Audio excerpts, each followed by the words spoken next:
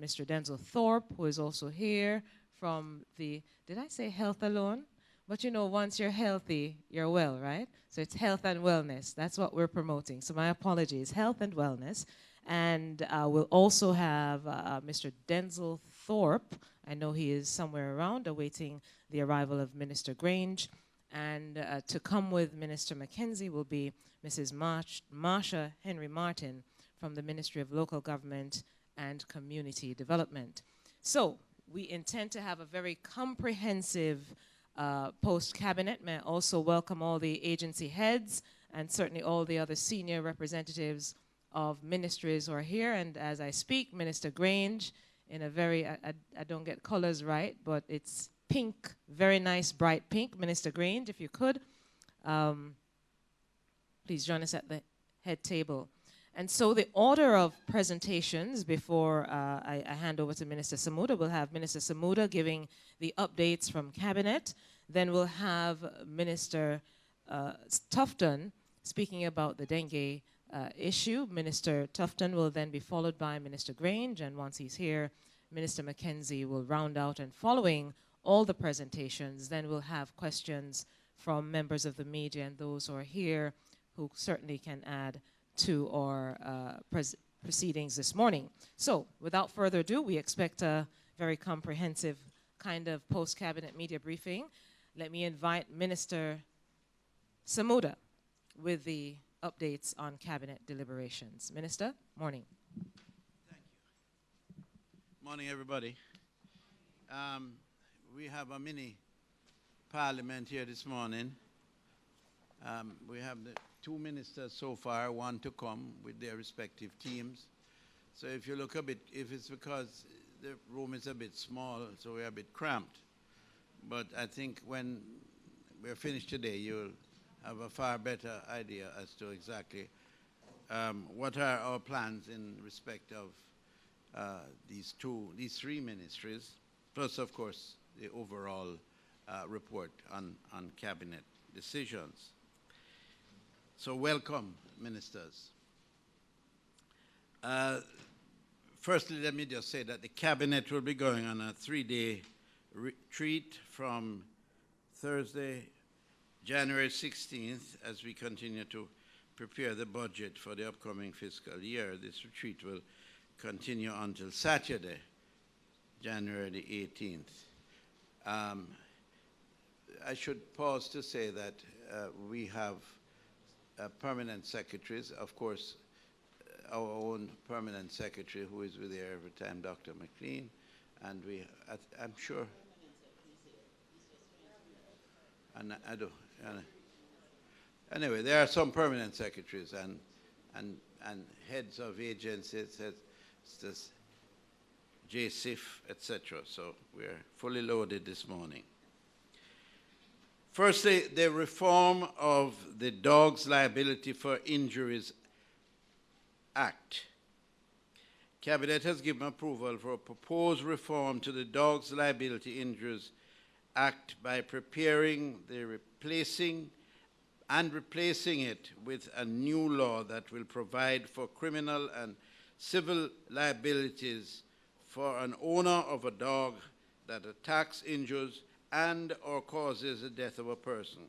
Cabinet has given approval for drafting instructions to the Chief Parliamentary Council. This is something that has affected us in the Ministry of Education very directly, because you'll recall that one of our teachers from the St. Richard's primary was attacked severely, very severely, and in fact I'm sure that she's going to bear the effects of that attack for the rest of her life. She's being attended to as we speak, because it will require a lot of work beyond the particular hospital treatment that she has received. So it is a very timely situation. People must be held accountable for the management and control of their animals. And it cannot be that persons' lives are exposed by careless owners of pets. Secondly, change in the approach for the privatization of Jamaica railway services. Cabinet has given approval for a change in the approach to be taken in the privatization of Jamaica Railway Services to include pursuing a department lease for the rail system for sections from Montego Bay, St. James to St. Elizabeth.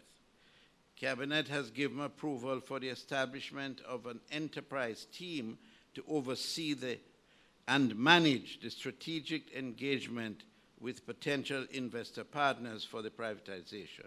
Cabinet has also given approval for the engagement of the Development Bank of Jamaica as the transaction manager to execute the transaction. The members of the enterprise team are Mr. Howard Mitchell of PSOJ, former chairman, Mr. Milverton Reynolds, Mr. Fitzroy Williams, Mr. Michael Schloss, and the permanent secretary or nominee from the Ministry of Transport and Mining, permanent secretary or nominee from the Ministry of Finance and Planning, a permanent secretary or nominee from the Ministry of Economic Growth and Job Creation, the Solicitor General or the nominee. A development lease allows private sector companies the opportunity to develop and maintain government's assets, lands, while governing the use, agreed development, and maintenance of the assets over the life of the lease. So this is a very positive step, and we certainly hope that through this we will see the reactivation and remobilization of the Jamaica Railway. Additional information is available if you wish to have any answers to questions that may arise. Cabinet has given approval also for the purchase of lands at 3 Bromelia Road in Mandeville for the relocation of the Manchester Parish Court. The courthouse was destroyed in a fire on November the 8th, as you can recall. Following the fire, interim steps were taken to facilitate continued court operations, including the relocation to and rental of space at the nearby James's Plaza. The property at Bromelia Road is being purchased for $184 million. Then there is the naming of the National Committee on Reparations to the National Council on Reparations.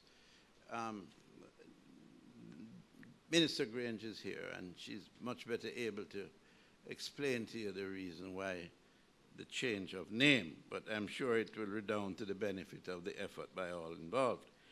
Cabinet has advised that this renaming follows a decision in 2018 that initiated this particular measure. The decision was taken to elevate the issue of reparations and enhance the legitimacy and standing of the body amongst shareholders, stakeholders, and the general public.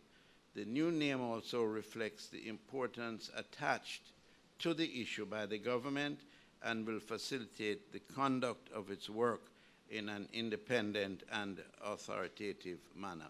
But Minister Green, she knows all of those things. She's a specialist. Appointment of members to the Advisory Board of the National Lands Agency.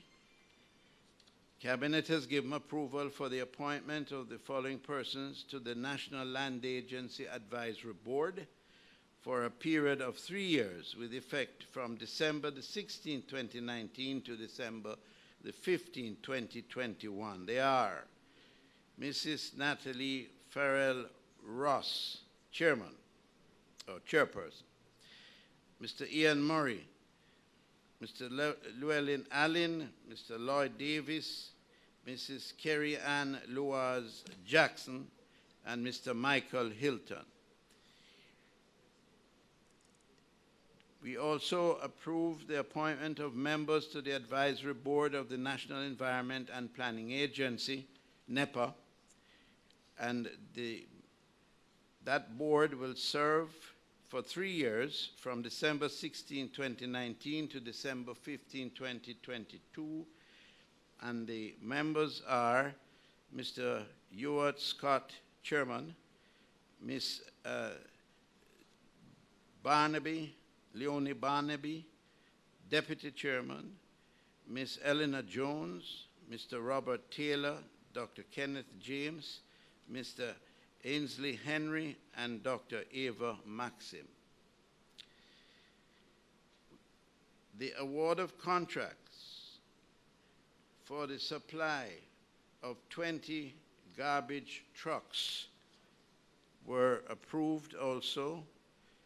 Cabinet has given approval for the contract to Tankwell Metals Limited for the National Solid Waste Management Authority for the supply of 20 garbage trucks.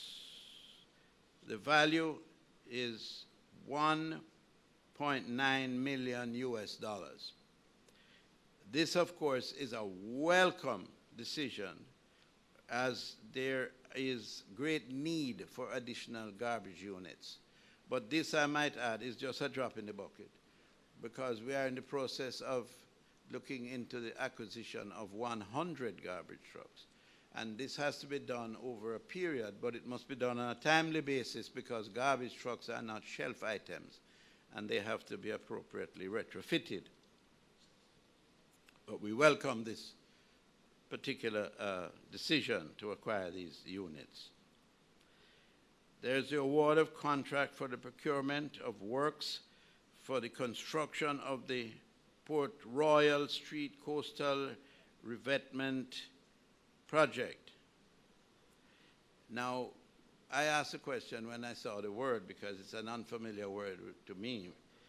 Revetment is something that can be explained by Mr. Sweeney or some expert in the room, but it relates to the protection of the coastline in a particular design form. So it is of great significance, and we have the head of JSIF here, who will be happy to indicate the extent to which this is a very valuable and long outstanding matter that had to be attended.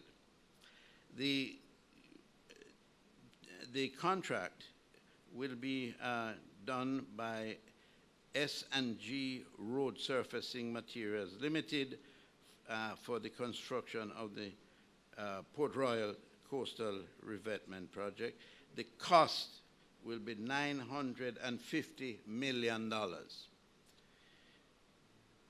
Under the contract, S&G will construct a 1-kilometer composite seawall and revetment structure designed to resist the 100-year return storm waves. What that means is something that Mr. Sweeney would be happy to explain to any of you. I really don't. I'm not familiar with those technical terms.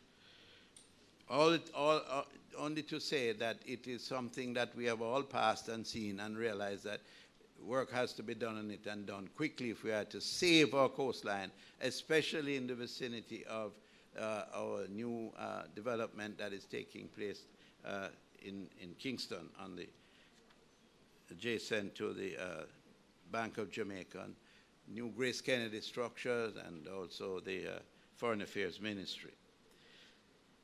The road will be raised to reduce flooding risks, and this, of course, is something that has been the reason why the coastline has been eroded and continues to be eroded over time. And it will also, the contract includes the upgrading of minor drains crossing Port Royal Street. All in all, it is an area of great concentration and importance to the development of downtown Kingston, so it forms part of an overall structure. A 4.7-kilometer boardwalk will be constructed for recreational use, and an 80-meter fishing beach will also be constructed under the contract to accommodate fishermen. So it is really going to be a greatly enhanced area that people and residents from the adjoining communities can go and enjoy themselves, can look at the beauty of our ocean coastline and that sort of thing. So we welcome it wholeheartedly. Now, I'm going to finally, there are just two little matters that we deal with in the Ministry of Education. You've all been aware of the controversy concerning the Edna Manley College of the Visual and Performing Arts. Let me say from the outset that I have sought during my tenure over the last 9 months, but the issue has really been brought to my attention, and we've been dealing with it for the last 7 months. It's a thorny issue, and it is one that has to be managed responsibly and with a sense of adherence to natural justice. And I have said in the House, and I repeat here, we are not about the business of causing any disruption to any institution through our treatment and interaction with highly trained professionals. And at the Edna Manley, we have a number of highly trained professionals who, by and large, we have a great amount of respect for. The process is one that has to be very transparent, and in keeping with that, I have appointed an independent committee to facilitate an investigation into the governance and operations of the college. This committee will provide me with an independent report which will assist with determining how to proceed to resolving some of the issues that have been facing the school. The committee will serve for 3 months, starting in January to March, when I expect that we will be receiving this report, which will guide the decisions that are ultimately taken by the board. The committee is to comprise of the following: Mr. Justice Dukaran, Ms. Joy Douglas, Mrs. Jean Barnes, Dr. Felicia Marshall, Mr. O'Dane James, Recording Secretary, and Mr. Rohan Purcell. Hearings for the principal will begin between now and February the 5th. As you know, the principal and the controversy surrounding her involvement with the school has been the basis of a lot of concern by members of the community that are part of this particular institution and the wider community that received training from this institution, and their anxiety about the continuity that ought to be the strategy going forward, where we have peace, we have harmony, we have cooperation, but at the root of it all, everyone involved must understand that there has to be, and the guiding principle must be good governance of the institution, adherence to proper managerial principles, and in that light, I'm looking forward to a much better working relationship with all concerned in the management of that institution. It is far too important an institution to be confronted with these controversies. And I know that it has been a period of anxiety for the community that is served by this institution. And I just want everybody to be advised that we are doing everything in our power to bring about a resolution of the problems in the most amicable way possible, considering, of course, the most important element of all of this is the adherence to a sense of good order and proper management strategies that will lead us forward. We have a situation, I'm just giving an update finally, on the Beecham Hill Primary School. It's a school for infants in Zion Hill, Richmond Post Office in St. Mary. Sections of the school were damaged by fire in December, last December. The building was significantly affected, which resulted in the relocation of all the staff and students to the Zion Hill Primary School. I want to pause to indicate my continued respect for the efficient manner in which the Ministry of Health, Ministry of Education, jumps into action. Welcome, Minister Mackenzie. Minister Mackenzie is the fourth cabinet minister here with you this morning, so I know you can ask any question you want within the confines of these portfolios. They have a tendency to skip out of their lane, but nonetheless, generally speaking, you'll be informed of all the matters that might concern you. Yes, and you know, since going to the Ministry of Education, I have every day been more and more impressed with the professional attitude of the ministry and those who lead the process.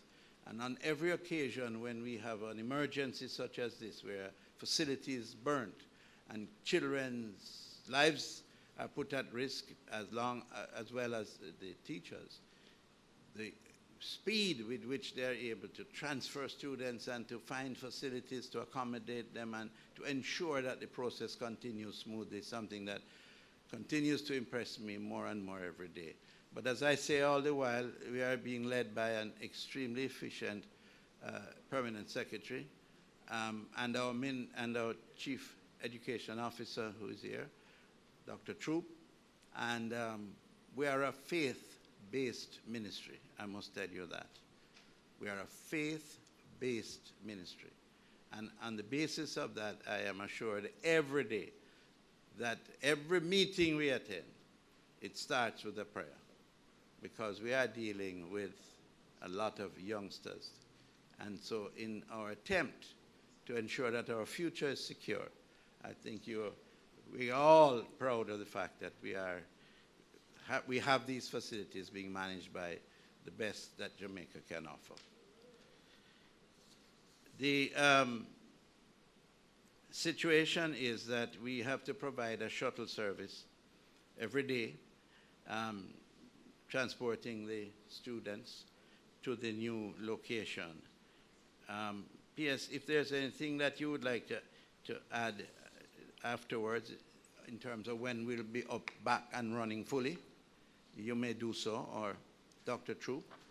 But ladies and gentlemen, I just want now to ask Minister Grange. Who is it first? Dr. Tufton? But I thought you were in charge of everything. He's a big man. All right, Minister Tufton, your turn.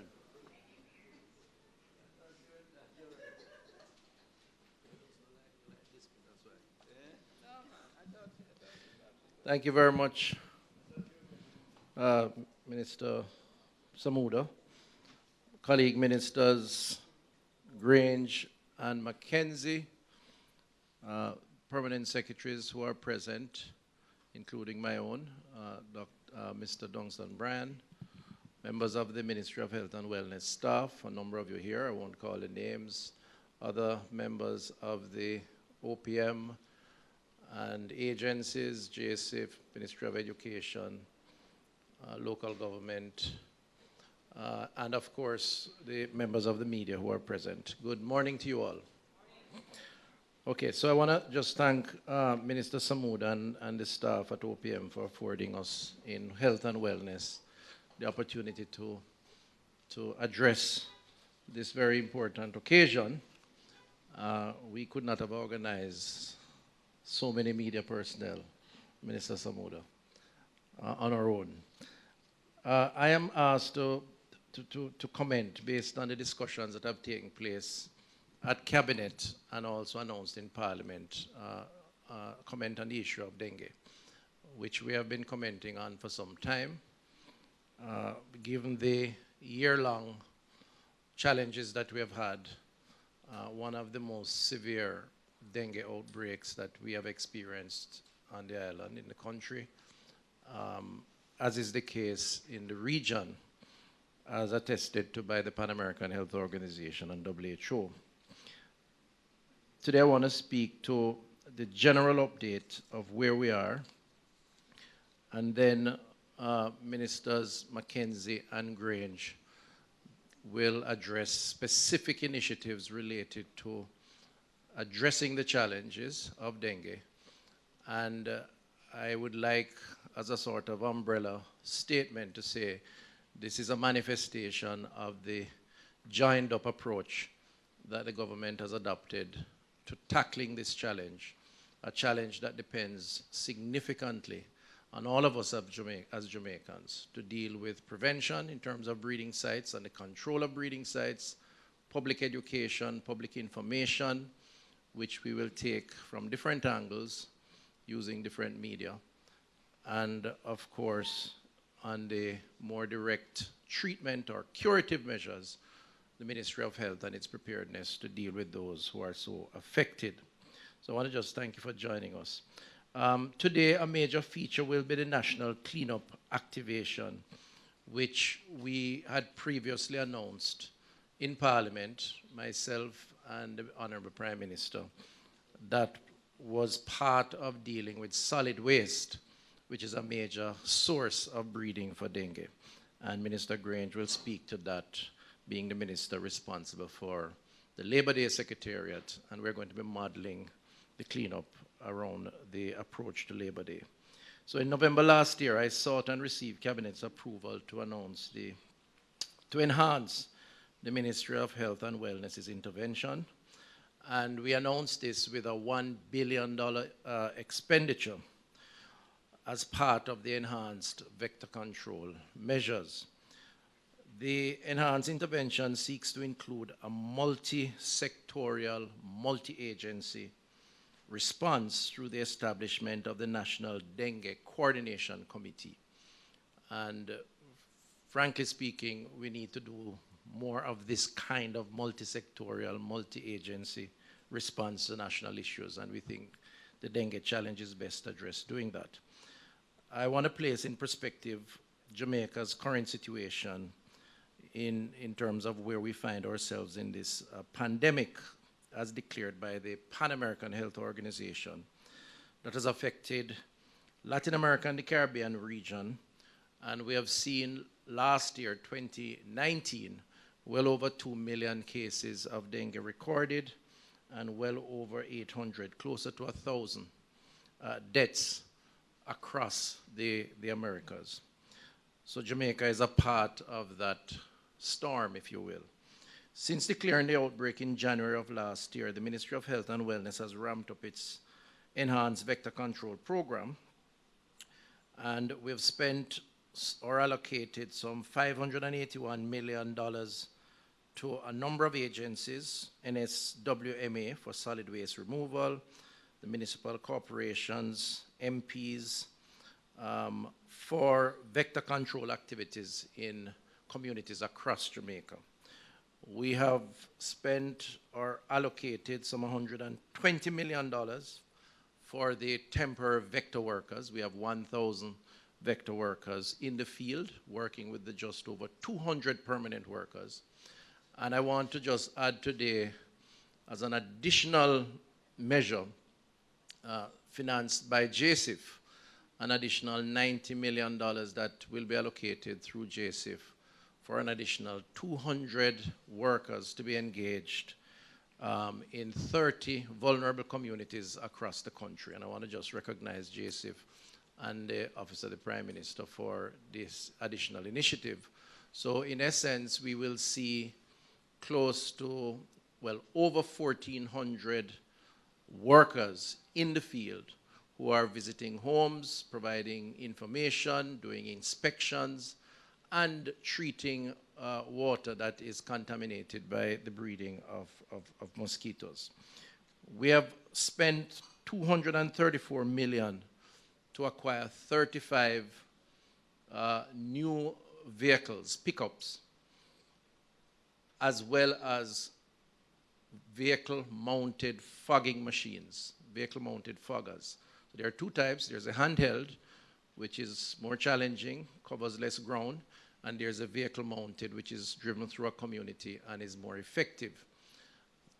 Those pieces of infrastructure will be unveiled or released in another week or two. The vehicles are on hand. We're just waiting on the mounted foggers. And this will represent, I am told by Mr. Baker, who has been with the ministry for 30-odd years, right, Mr. Baker? Yes. 38 years, he says, that this is the first time in his career at the ministry any government has spent so much money on renewing and enhancing the fleet for vector control management. And I want to place that on record. So we are renewing the fleet, and this will go a long way in addressing some of the concerns in those communities. In addition to that, of course, we have spent resources on additional chemicals, additional brochures, all told adding up to the $1 billion expenditure. We have also expanded the fogging program in high-risk communities across the island. We have engaged private contractors where necessary to do that. And as said earlier, we will roll out the 35 vehicles to deal with the additional support for fogging. We have had some challenges in the field in terms of stoning of vector workers. You would have seen some of that carried in the media. And it is impatient of debate that we encourage, we speak to communities through this medium across the country to recognize the importance and the value of the vector control workers who are in the field visiting their homes. These workers have or should have identification. They should be uniformed, and therefore there should be no doubt as to why they are there. We can understand questions being asked if there is doubt, but they are supposed to be sufficiently attired with ID to not having a reason for those questions. In addition to that, the chemicals through the fogging or what is applied in the containers that is used are certified and approved for such use and are safe to operate or to be applied around an environment where we have residents, citizens dwelling. We do advise where persons have particular respiratory ailments for them to avoid the area where fogging is taking place for a period immediately after the fogging. But having said that, we are administering a procedure which is not going to cause any harm to humans, and indeed a procedure that will protect the communities by addressing the breeding of these mosquitoes or destroying the mature mosquitoes once they're out in the environment. So we appeal to the public again. Stoning the vector workers doesn't help your cause, doesn't help the community, and indeed it's illegal, and persons can be prosecuted for that. But that is a challenge that we have to continue to address, to overcome. On the ground, we have deployed, as I said, over 1,000 vector workers. That will be ramped up to 1,400 with the permanent and the addition from JSIF. We have, since November 2019, up to November 2019, visited a total of 1.6 million premises, where 4.7, and I'm rounding the numbers, 4.7 million containers were inspected, and approximately 500 containers were treated for mosquito breeding. 500,000, sorry. So of the 4.7 million, 500,000 treated for mosquito breeding. We will continue this engagement of the temporary program for at least 6 months after the outbreak is declared. And we have fogged, I am told, and inspected twice in September 2019 all educational institutions across the country. And that is an ongoing initiative to ensure that our schools are safe. In January 13, 2020, there were, and I'm giving the numbers now on dengue, some 9,356 suspected, presumed, or confirmed cases of dengue. That's January 13, 2020, 9,356 suspected, presumed, or confirmed cases of dengue, 1,066 in 2018, and 8,290 in 2019, which clearly suggests that last year was an extremely active year in terms of the dengue virus. More females continue to be affected by the virus compared to males in terms of the general population. The highest rate of suspected and confirmed dengue cases, 683.4 per 100,000 population, was among the 5 to 14-year-olds, followed by children 1 to 4-year-olds, 445.1 per 100,000 population. So just to conclude and be simplistic, younger persons are more vulnerable, and that has manifested itself in the statistics, 14 years and younger. And it's natural because of immune system weaknesses. And then the other vulnerable groups are those with chronic ailments and older persons. The number of dengue-related deaths, total 81, 17 in 2018, and 64 in 2019. We have a little brochure here which will be handed out, which I'd asked the ministry to prepare, which gives an update on the dengue, a snapshot, if you will, because we are into transparency of information. We've been, I've heard others say that we are holding back information. We're not, because it serves the public interest for everyone to know. The number of suspected cases, 2018, 1,066. 2019, 8,290. Hospitalization in 2018, 365 persons were hospitalized. In 2019, 1,692 persons were hospitalized. So over the 2-year period, over 2,000 persons were hospitalized for dengue. And I gave the numbers of deaths and even cost. For adults, hospitalization on average 3 to 5 days in hospital, cost to taxpayers, to the state, approximately 116,000 for those 3 to 5 days. That's the cost of drip, bed space, all the other amenities. And this does not include the burden of loss of work, salary. So the economic cost is multiples of this. And for a child spending 3 to 5 days, some $213,000. You can look at this brochure for additional information. So, ladies and gentlemen, I'm concluding by saying that there's a lot of work has been done to tackle the dengue outbreak, this major challenge that we face for a number of reasons that the region faces. The government is committed to continuing the task, and we're taking a joined-up approach to addressing it because we believe all of us have a role to play, starting with the citizens in terms of breeding sites, but also the government agencies that are out there in the field. And today, this morning, through the National Labor Day Secretariat housed in the Ministry of Culture, Gender, Entertainment, and Sport, we will announce details of the National Dengue Cleanup, which is a period where we call for national action by every Jamaican as we seek to combat this dengue outbreak. Minister Mackenzie will speak also about a coordinated approach that his ministry is leading, involving the local municipalities across the country. As you know, our councillors are very important grassroots organizers. They know every community by virtue of their geographic representation responsibilities.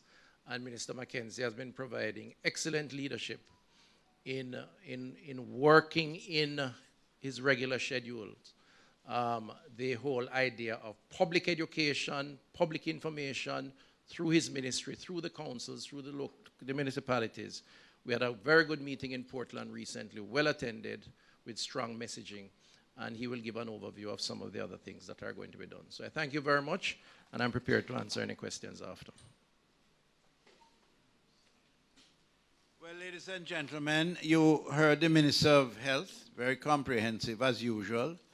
And now we're going to move along. We're going to invite Minister Mackenzie. He's the man who is at the heart of all of our strategy with respect to this cleaning up of the towns across the country and providing the facilities that help us to grow and develop. So, Minister Mackenzie. He's a downtown man, you know, so he'll explain it in graphic detail. Thank you, Senior Parliamentarian, Minister Semuda. Colleague ministers, ladies and gentlemen, good morning. The Ministry of Local Government is pleased to be a part of this collective response to the dengue outbreak that the country has been experiencing over the last couple of months. The local authorities will be playing a very significant role, or they have already started to play a very significant role in the response to the dengue crisis. Following a meeting that was held jointly between the Ministry of Health and the Ministry of Local Government the day after Boxing Day, to show you the importance that we place on this issue. The local authorities have established committees, which we call the Dengue Response Committee. These committees will operate outside of a normal public health committee of the local authorities. The only business that that committee will discuss and look at is the question of dengue. I am pleased to announce I just met this morning with the mayor of Spanish Town, and he has advised me that the St. Catherine Committee is up and running, and they have also submitted the program of activities that they will be undertaking in the parish of St. Catherine. We were in Portland last week, as Minister Tufton mentioned, and that program in Portland have also started. The minister met with the councillors and other technical staff within the Portland Municipal Corporation. We have undertaken to hold some 14 town hall meetings in every parish capital across the country between now and the end of March. And the main feature of these town hall meetings will be the question of the dengue response to the various communities. The Social Development Commission, the SDC, have been tasked with the responsibility of coordinating the community-based activities within the respective communities across the country, working closely with the local authorities to coordinate the programs. And the programs are going to include public education, where we tackle communities to stress the importance of what needs to be done. And there are some challenges, as the minister mentioned, that we are going to face, because the minister spoke about the lady with the water, with the tablet, And when I spoke to her, she said, Mr. Mackenzie, the only reason why I know the water good is because I see the little something that might wiggle up in the water. And she refused to accept that putting the tablets in the water is to her benefit. And those are some of the challenges that we are going to be facing out there in educating the public. And we are going into the schools. We're going to be using the Office of Disaster Preparedness and Management, ODPEM, to be a part of that program, to get into the schools, working with the Ministry of Education, working with the Ministry of Health. But the greater portion of the work will be undertaken by the National Solid Waste Management Authority. And that is the heavy lifting. And I want to mention, ladies and gentlemen, because as we look at our response to the crisis, we must also ask ourselves, how much of this crisis have we contributed to as a people? I'm looking at a number of gullies in the corporate area that is slated to be tackled in this round of cleanup. These gullies have been cleaned before. We have done it before. But it is because of the disregard for law and order. We have to go over and do it all over again. And I want to use this medium to appeal to the various communities. I have gullies in my constituency. The major exit points to the Kingston Harbour is in my constituency. Minister Samuda has the Sandy Gully running through his constituency. And all of us as elected representatives have to play our part in ensuring that our constituents understand the danger that they are creating when they fail to dispose of their solid waste in the correct form. We are going to be working closely in this initiative because at the end of the day, it is the country's interests that is important and not one's personal interests. Downtown Kingston will take on particular interests. Of the 17 markets in the corporate area, 11 is situated in downtown Kingston.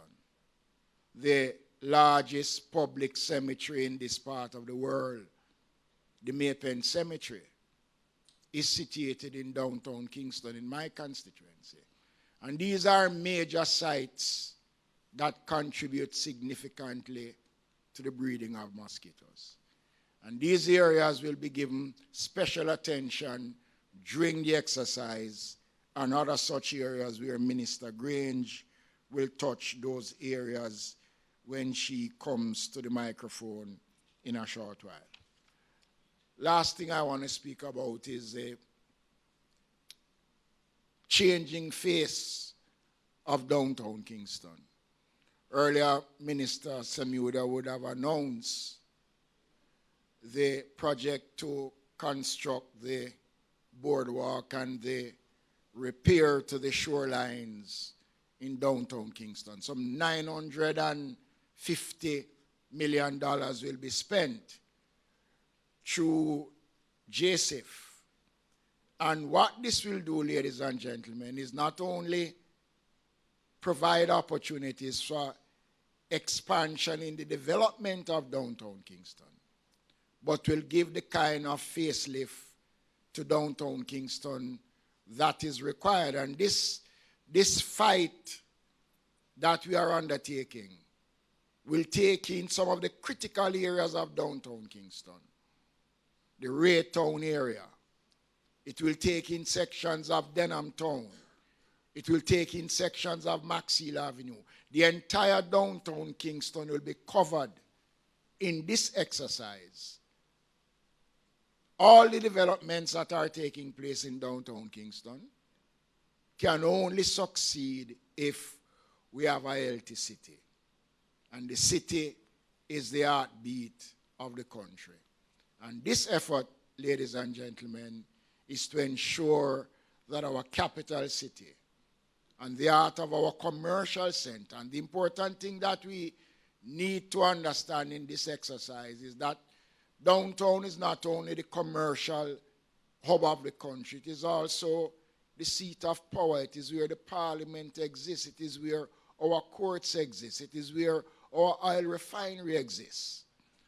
It is the financial center. It's where the Bank of Jamaica is. It is where the stock exchange is.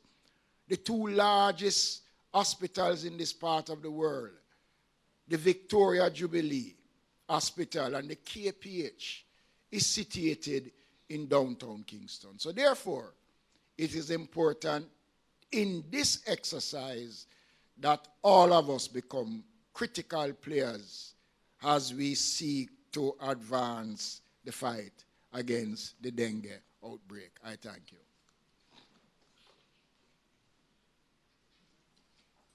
Well done, Minister. As usual, we have come accustomed to his clarity of presentation and his knowledge of the subject matter that he has spent most of his life studying. The last member to address you this morning is undoubtedly, without question, the social and cultural icon of the Caribbean, arguably the world, because she has now reached out with Miss World and she's going all over the place.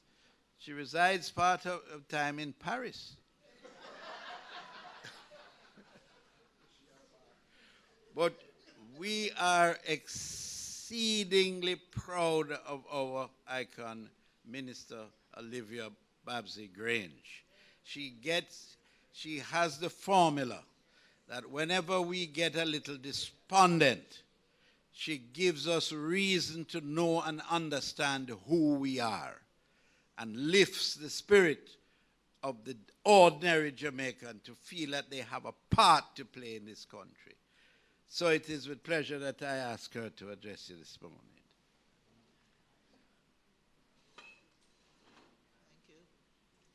Thank you, Minister. I don't know about the icon. I would have been satisfied if you said I was just the better looking or the best looking. Wouldn't you say that, ministers? Good morning, everyone.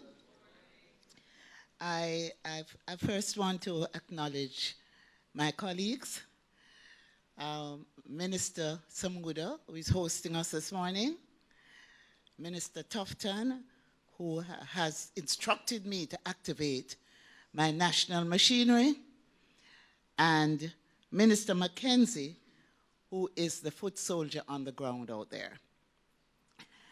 I also want to acknowledge the presence of the national machinery that has been activated through the Labor Day Secretariat. And I'm going to ask the persons here this morning to just stand, because the room is full this morning, and it's because the national team is here. Everyone who is on that committee, will you please stand? Thank you so much. And this is the core group. I also want to acknowledge the presence of permanent secretaries, Mrs. Grace McLean, Ministry of Education, and Permanent Secretary Denzel Thorpe, who is my permanent secretary, who I found a permanent secretary who works until 2 in the morning with me.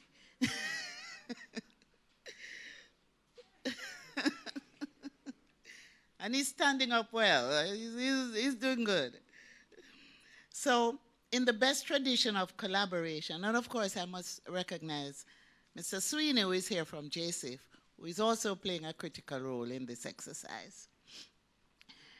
In the best tradition of collaboration and joined-up government, the Ministry of Culture, Gender, Entertainment and Sport has activated the ministry's national machinery of the Labor Day Secretariat at the request of the Minister of Health and Wellness. And we have been working closely with the Ministry of Local Government and Community Development, as well as the Ministry of Education, Youth and Information, several other agencies and volunteers to organize a national cleanup as part of the country's response to the dengue outbreak. As we know, dengue is a serious disease that has the potential to affect every constituency, every community, every school, every home, and every person. And therefore, it is critical that all of us, each member of parliament, each councillor, every individual, get involved in efforts to find and destroy the mosquitoes that transmit dengue. So as you know, the National Labor Day Secretariat in my ministry brings the country together each year in an effort to identify specific projects and to work together for the national good. And so we approach this special national dengue cleanup in the traditional Labor Day format and in the same spirit of volunteerism and working together for the benefit of our country. The National Dengue Cleanup, which will take place over 3 days, January 24, 25, and 26. And during this time, we will search for and destroy mosquitoes and their breeding sites in homes, communities, schools, workplaces, churches, everywhere. We say, mosquitoes wanted, dead, not alive. And that's our slogan. On Friday, the 24th, we will focus attention on removal of mosquito breeding sites in schools, churches, and business places. On Saturday, the 25th, and on Sunday, the 26th, we will turn attention to dengue-proofing our homes and our community spaces. The Ministry of Health and Wellness has identified 158 communities across the country that are in need of urgent action to destroy mosquitoes and their breeding sites. So we will be working with national agencies as well as the local authorities, members of parliament, councillors, and volunteers to conduct cleanup operations in these communities. And of course, ladies and gentlemen, we have, through the Ministry of Health, identified 36 communities that are considered to be critical for intervention at this time. Among the 36 communities listed as critical are Grandspen and Raytown in the corporate area.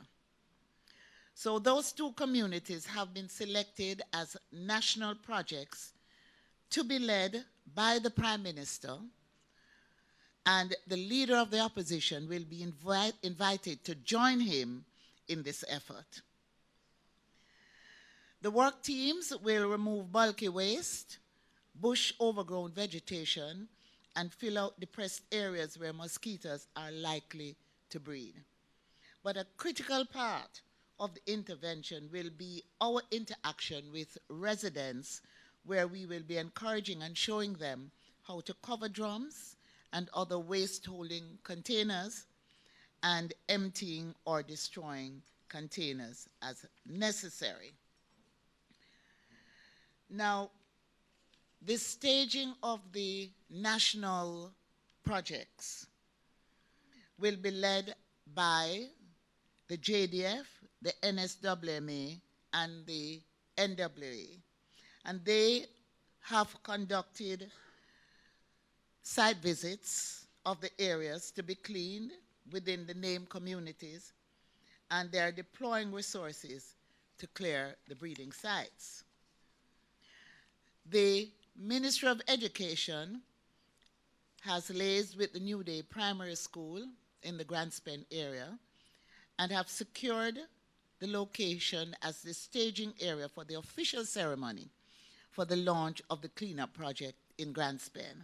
And they will also secure the Raytown football field, basketball court as the staging area in Raytown. So I want to just explain a little about the cleanup. The cleanup phase begins on January the 24th with the removal of mosquito breeding sites in schools, churches, and business places. NSWMA will commence the removal of bulky waste in Grand Spend and Raytown. On January 25th, 3 gully clearing teams will commence cleaning of major gullies in Barbican Gully, Grand Spend, and Arcadia Gully. The NSWMA will continue the removal of bulky waste using 10 teams. Simultaneously, beach cleanup and gully cleaning in Raytown will commence. And of course, the Prime Minister will be hosted at the New Day Primary for a press briefing and facilitate site visits within both communities. On the 26th of January, we will continue the cleanup efforts to remove bulky waste, and at the end of the day, we would review how much we have achieved. So I just want to encourage the communities, both in Grand Spend and Raytown, as well as communities across Jamaica, to join in this effort and to ensure that we eradicate the mosquitoes. As we say, mosquitoes wanted, dead, not alive. So it requires all of us to work together. The Jamaica Social Investment Fund, JSIF, Mr. Sweeney is here with us this morning. They will be conducting similar exercises in 30 communities across Jamaica. And at some point, Minister Samuda, I would like us to invite Mr. Sweeney to just explain briefly the program in those communities. But as I wrap up, I want to indicate here that Minister Tufton and Minister Mackenzie, they're providing the army on the ground, the army of workers through the Ministry of Health and the Ministry of Local Government, the Social Development Commission, the NSWMA, and all its other agencies. And I'm inviting communities because in the spirit of the Labor Day concept, we need volunteers to join in this effort.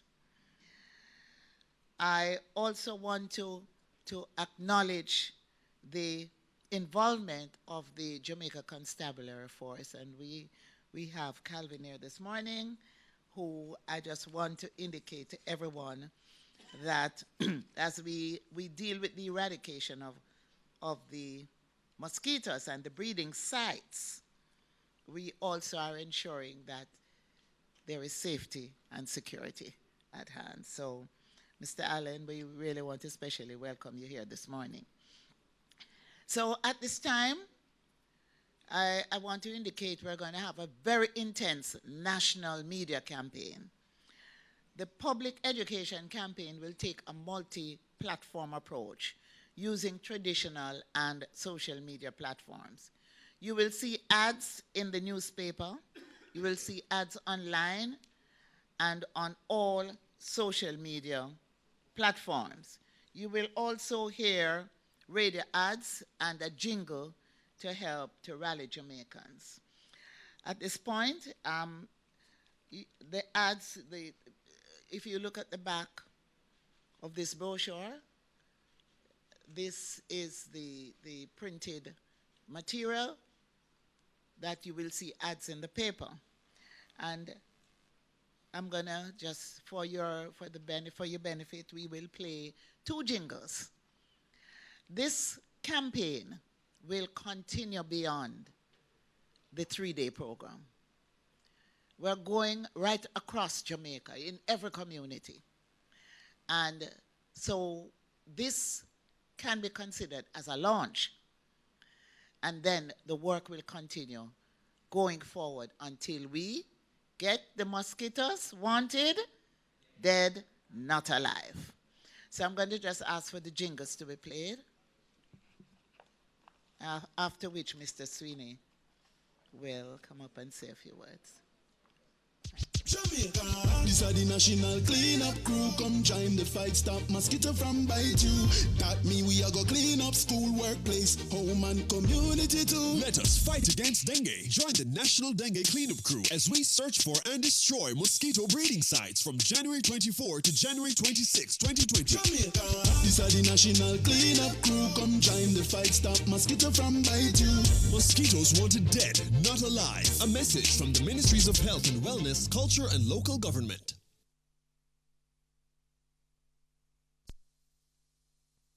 Rocking to the rhythm, yes. And so the second, so one is for the young people and one is for people like us. Small right? bite, big threat. Join the fight against dengue. National Dengue Cleanup. Join us as we search for and destroy mosquito breeding sites in workplaces, schools, homes, and communities, January 24 to 26. Jamaicans, let's work together to protect each other, especially our children. Come out for the National Dengue Cleanup, January 24 to 26. Mosquito, wanted dead, not alive. Mosquito 1, mosquito 2. Don't make no mosquito give dengue to you. Don't make no mosquito give dengue to you. Thank you. Very good. Excellent. All right, okay. Well, wasn't that good? Thank you very much, Minister. Minister Tofton, I would invite you that when next you have sufficient funds to look to the west of Grandspen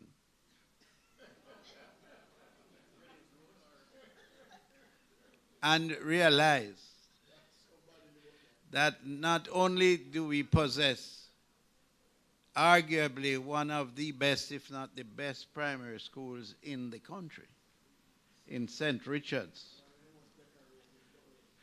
one of the most unsightly gullies.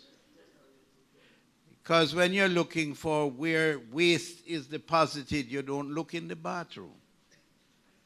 You look at what emits out of the bathroom. So when you're going down next time through Cassava Piece, bear in mind that we are going to be making a call on you to spend some money there as well. Huh? Okay. However, Mr. Sweeney, when you are passing through Whitehall Avenue and Reddills Road, you will, I'm sure, recall that we have a date to deal with a matter on 100 Lane. Am I correct? Wonderful.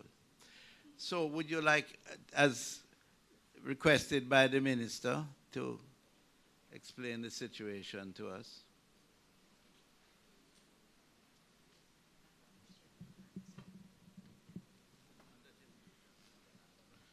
Thank you, Minister, and good morning.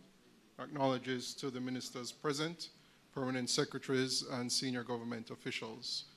I simply wanted to say this morning that it is a great initiative led by this joint-up arm of government for us to really take the matter of the dengue into communities across Jamaica. And the Jamaica Social Investment Fund, since 2014 actually, has been maintaining an environmental and solid waste management program in 30 communities across 7 parishes. We've done this in collaboration and partnership with the Ministry of Health, as well as the Ministry of Local Government through the SDC and the National Solid Waste Management Agency. And some of the outputs that has come from that, for example, is the improvement in solid waste management infrastructure, that is skips enclosures, drums, as well as composting. There has been the training of environmental wardens as well as vector control workers.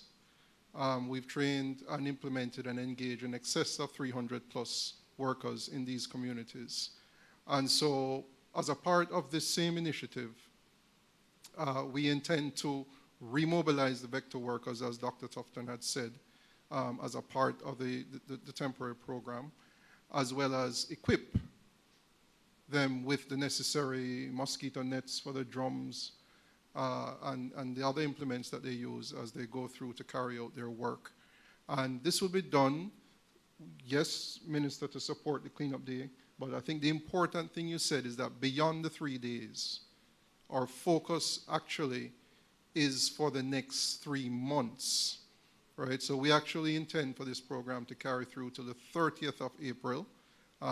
We will be monitoring and we'll be in full coordination with the National Committee as well as the Ministry of Health in monitoring the results, because the results that we get as we go along is going to be important. And so the metrics in terms of what Dr. Tufton spoke to in terms of cases and the identification, the metrics in terms of tonnage of waste that's been removed, all of these things will give us the indicators as to whether or not the program really needs to be extended beyond that, because certainly our experience has been, we went through this, for example, with Zika, and certainly our experience has been that 3 to 4 months of an intensified focus. And also what has been mentioned by the ministers is that this is an island-wide program. JSIF, as you know, targets the most vulnerable communities. So these communities that I speak to across these 7 parishes are the communities that we consider to be the most vulnerable to these types of situations. And so the environmental management program we're doing here will ensure that these vulnerable communities will also receive the resource capability that will ensure that they also have the ability to be a part of this program. So we're quite pleased to be a part of this initiative and join forces across government. We are government, and so it's one and the same as far as we're concerned.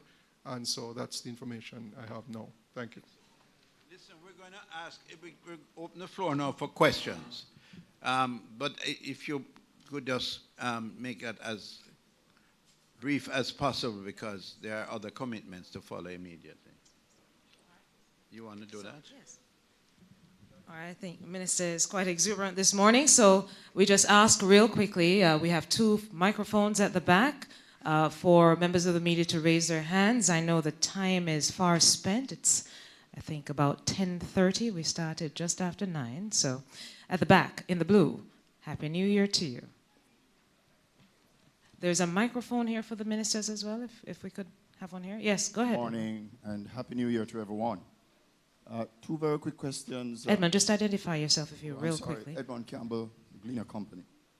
2 very quick questions. I'm sorry that the ministers will have to leave shortly because I have several questions, but I'll just start out with these 2. On the question of the cabinet retreat, Minister, could you tell us, giving us an idea as to when Parliament will be prorogued, 1, and 2, when we'll have the ceremonial opening of Parliament? That's the other question, which is a public interest matter, does not necessarily relate to what we discussed this morning.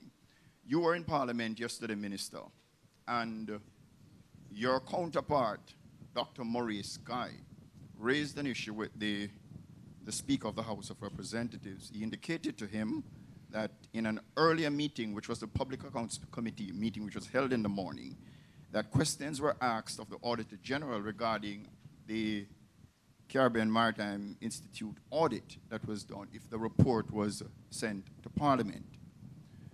She told him in the affirmative that the report is with Parliament. The Speaker of the House of Representatives had said that as soon as he got the report, he would table it. Could you tell us, Minister, why such a very high public interest matter was not tabled in Parliament yesterday, particularly against the background, from my own information, that that report was sent to Parliament from as early as late December. And there were more than 20 reports that were tabled in Parliament yesterday. Could you give us an idea as to why such a very high public interest matter was not tabled? Thank you, Edmund. Minister, if you could write here for me.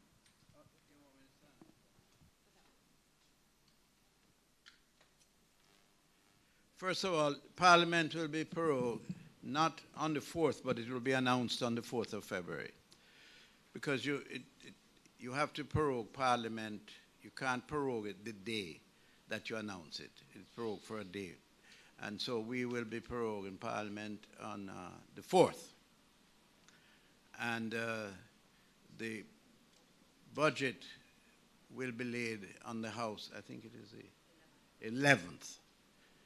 And then from there it goes, of course, as customary, it goes to the public accounts, the it goes to the PAAC, Appropriations Committee, that examines it, and the Auditor General also examines, and then comes back to the House where we convene in the Standing Finance Committee, which is the committee of the whole House, where we examine line by line the budget. Thereafter, of course, we have the presentation by the Minister of Finance, who introduces it, followed by the opposition spokesman on finance, the leader of the opposition, and finally the Prime Minister. It will be done in all of this timetable will be done in time for the final and completion of this process by March 31st, when the Senate approves the budget. This is quite excellent because I've been here a long time, and I know that at times the budget has been delayed considerably.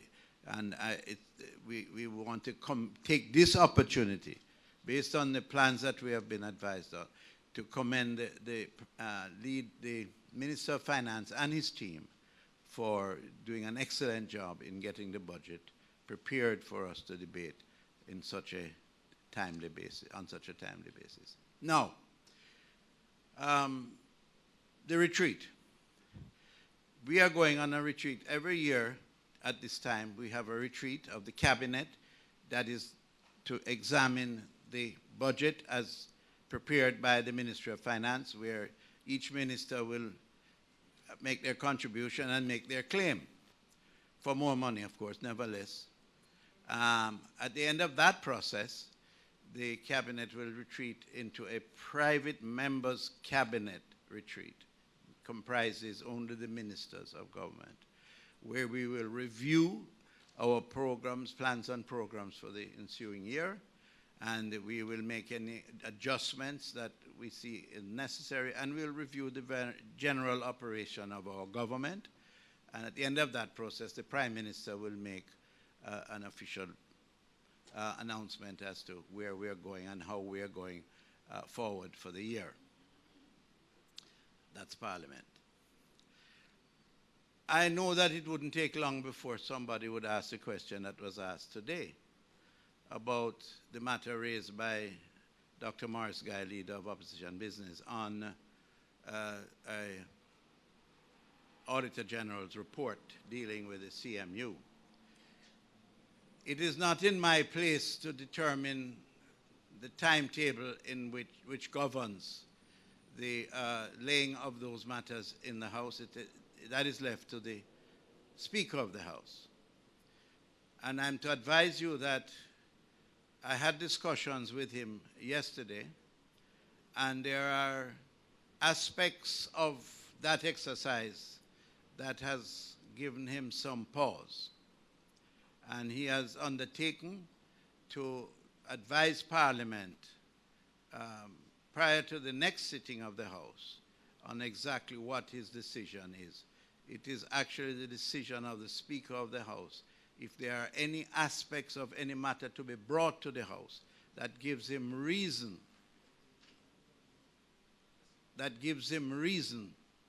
to want to have a second look at it. That is a position that he has taken, and that is a position that we have to abide by and respect. And incidentally, I have communicated this to the opposition leader, or the leader of opposition business. One quick follow-up, and then we'll have Mr. Hall.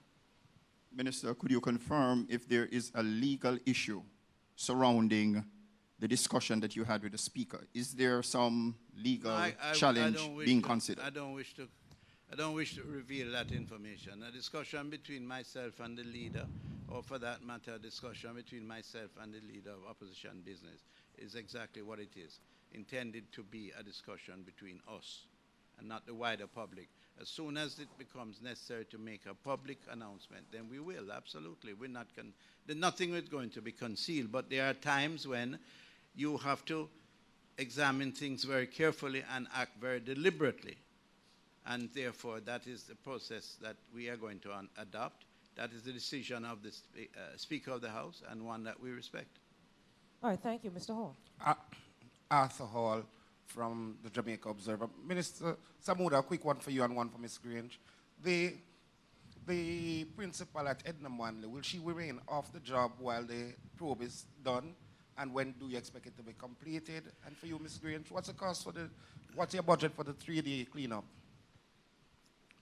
Well, the principal, it is likely that the principal will remain on leave. And the process is expected to be within 2 months. We will have it completed. All right, Minister Grange, in terms of the cleanup.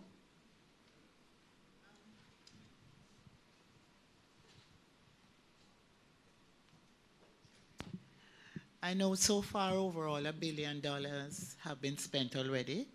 This is a joined up approach. It's still a work in progress, so we're not able to put a final figure. But, you know, we can't spend too much to secure the safety and the health of this country. Thank you. Vanilla Perseus, yes. TVJ, RJR. I see you with a book. It means that you only have 2, correct? Well, I'm crossing out the CMU one because the minister has already responded to that. But Minister Samuda,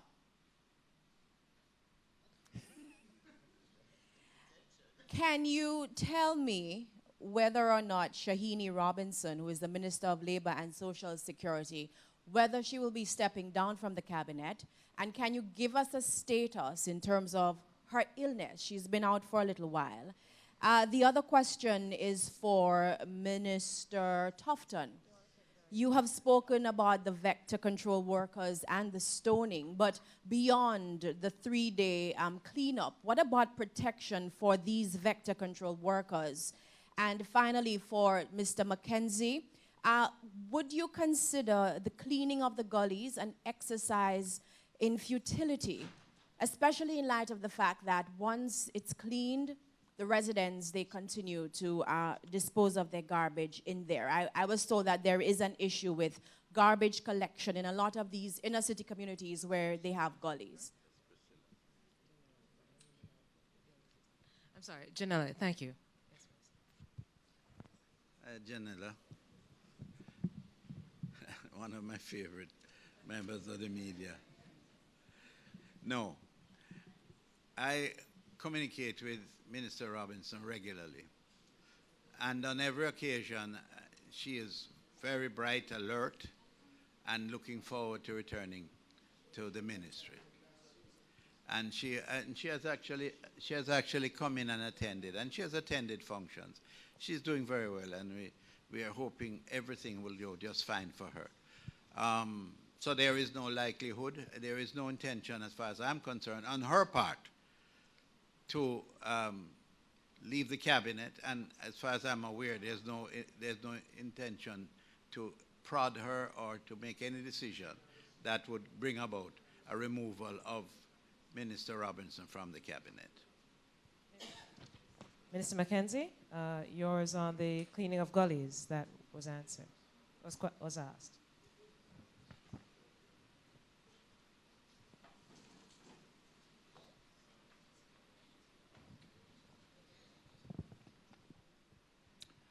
We are obligated to clean the gully whether we clean it repeatedly over or not. And you would be the same one who would be critical of us if we don't clean it. So it is our obligation. We are committed to clean it, but we are going to ask you to help us to say to those persons that it is not the normal thing to do. There is no excuse to say that the collection of garbage is not being undertaken. It is not true. most of these communities, the garbage truck access these communities on a daily basis. Minister Sam, you would have to speak to me about an incident in Cassava Peace where I had to run the garbage truck off the road because they were backing up the traffic right back to Constant Spring Road to collect the garbage. And while they were collecting the garbage, the people were still dumping the garbage in the gully. So there is no excuse about lack of effective garbage collection. It is just a state of nastiness that exists with these people. And we should stop condoning and offering excuse for their nastiness.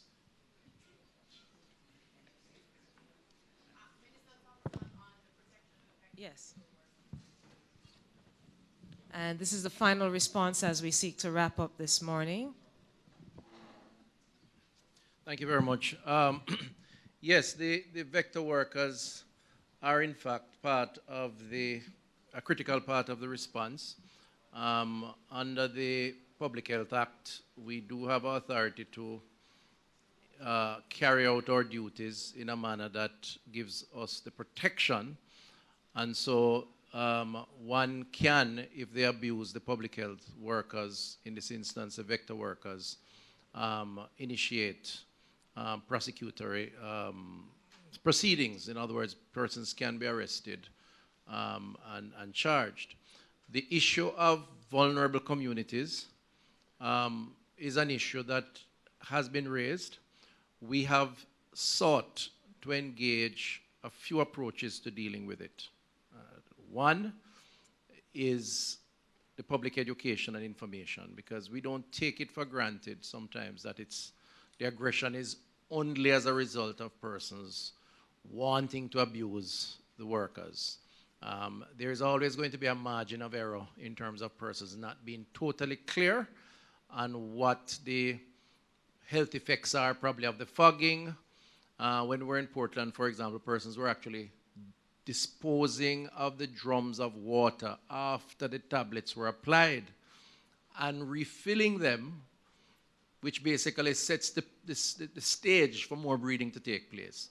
So Minister Mackenzie spoke to it. There's a definite public education program, and I'm not going to sort of not assume that we need to do more and always need to do more. So that's one. The second, and Joseph and others can help us in that regard. The second is the response, before we get to the most extreme, is to hire persons from the respective communities that are considered to be vulnerable communities. So I've given instructions to the vector team at the parish level to be in touch with the local representatives. The councillors are particularly, I think, knowledgeable of the respective areas that they represent, and try to get persons who are familiar so that we can have dialogue as opposed to the sort of extreme aggression. So we're doing that. Of course, the third is that where we need to take strong action, we will have to take strong action, because unfortunately, too often, some of us don't fully appreciate what is in our best interests. I mean, I think the majority of the country is appreciative of that, but you're always going to find a minority that isn't, and we have to raise the bar in terms of ensuring that the workers are protected. Thank you. I have to do this all the time. Our final question from CVM, and in the spirit of gender parity, yes, 2 women, 2 men asking questions today. Yes. Good morning. Khadija Thomas from CVM Television, and this question is for Minister Samuda. Last year, there were reports of 2 secondary schools that were taking biometric information from students, Mona High School and Merle Grove. I believe Mona was only teachers, but for Merle Grove, it was teachers and students. Can you provide me with an update on where we are with those investigations and whether any of the schools will be sanctioned? Very quickly. That practice has been terminated, because when we examined it carefully with the leadership of the ministry, permanent secretary and chief education officer and others, we came to the conclusion that we would terminate the actual lifting of fingerprints. But the provision on the equipment that they were supplying it with, you could utilize a card. No? So we're using a digital card, which does not quite, not the same, gives the same degree of accuracy, I suspect, but the results are working out quite well. So there's no taking of fingerprints. No taking of fingerprints. We terminated that.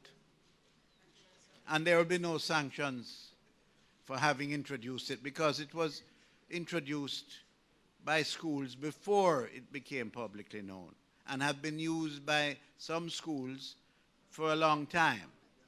And not only that, the schools that were using it for a long time are among the best performing schools in the country, but that's another matter.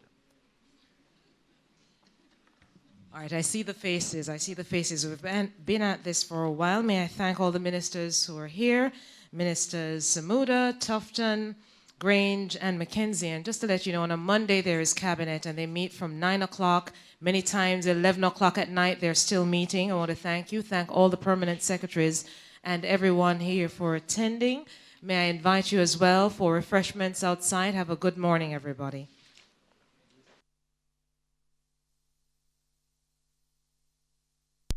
Jamaica. This are the national cleanup crew. Come join the fight, stop mosquito from bite you. That mean we are go clean up school, workplace, home and community too. Let us fight against dengue. Join the National Dengue Cleanup Crew as we search for and destroy mosquito breeding sites from January 24 to January 26, 2020. Jamaica. This are the national cleanup crew. Come join the fight, stop mosquito from bite you.